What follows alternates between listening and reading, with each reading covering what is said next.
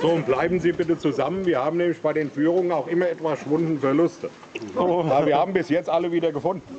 Die wir etwas später finden, haben Sie wahrscheinlich schon gesehen. In der Katharinenkirche haben wir da immer sozusagen 12 Noch so ist ne? Nein, da ist ein Goldner dabei.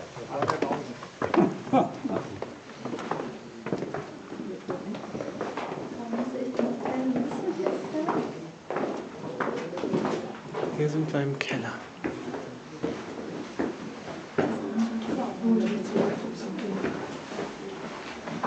Guck mal, da kannst du das sehen.